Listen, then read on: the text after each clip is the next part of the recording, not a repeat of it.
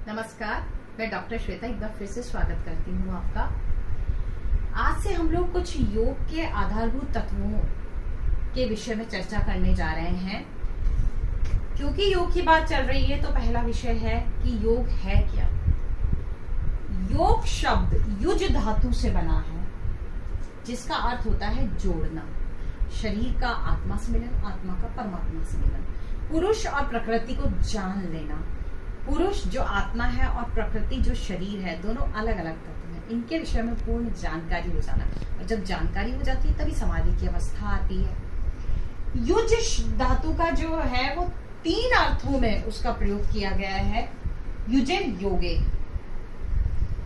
जुड़ जाना ही योग है, जुड़ाव, आत्मा का परमात्मा से जुड़ाव, हमें उनके बारे में पूरी जानकारी। युज समाधाओ, जो समाधि की स्थिति है वो ही योग कही गई है। समाधि की अवस्था वो अवस्था आ जाती है जहां हमको प्रकृति और पुरुष की पूर्ण जानकारी हो जाती है, जहां हमारी एकाग्र चित्ता बढ़ जाती है। वो हमारी समाधि की अवस्था है जब हम लक्ष्य को प्राप्त कर लेते हैं। युज संयमेन, संयम की अवस्था, हमारा अपनी इंद्रियों के ऊपर संयम, हमारा जो तन्मात्राएं हैं उनकी तरफ आकर्षित नहीं होना, शब्द स्पर्श रूप रस और गंध की तरफ आकर्षित न होकर अपने ऊपर काबू कर लेना, वो संयम की अवस्था है, वो ही युज है, वही योग है। अब आते हैं परिभाषाओं की तरफ। तो सबसे पहले महर्षि पतंजलि के द्वारा दी गई परिभाषा, क्योंकि हमारे योग के प्रणेता वो ही कहे गए हैं, योगश चित्त वृत्ति निरोध है।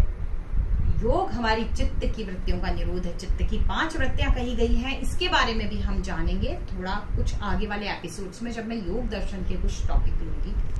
अभी सिर्फ परिभाषा बता रही हूँ। योगश चित्त वृत्ति निरोध है।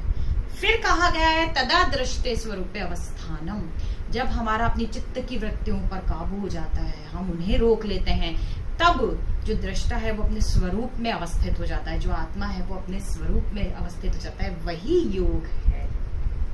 श्री कृष्ण ने कहा योग है कर्मसु कौशलम, योग से हमारे कर्मों में कुशलता आती है। श्री कृष्ण ने कर्म योग को बहुत महत्व दिया है, निष्काम करने पर जोर दिया है।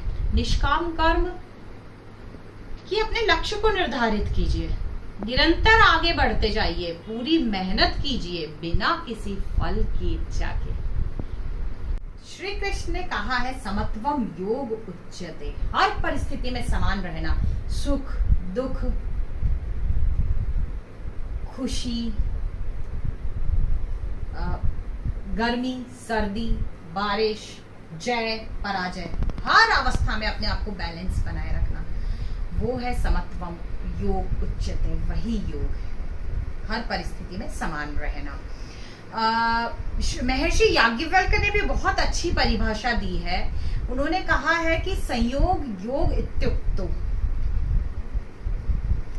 संयोग योग इत्युक्तो अर्थात जीवात्मा और परमात्मा को जान लेना, उनका संयोग हो जाना, वही योग है। जो मैंने अभी सबसे पहले बोला था कि योग है आत्मा और परमात्मा का मिलन, शरीर का आत्मा से मिलन। ये कुछ महत्वपूर्ण परिभाषाएं हैं, बाकी बहुत लोगों ने बहुत सारी परिभाषाएं दी है, पर ये कुछ महत्वपूर्ण थी जो हमारे परीक्षा के उद्देश्य से भी महत्वपूर्ण है। अगला टॉपिक हम लोग लेकर आएंगे अष्टांग योग के विषय में। तब तक के लिए बहुत बहुत धन्यवाद।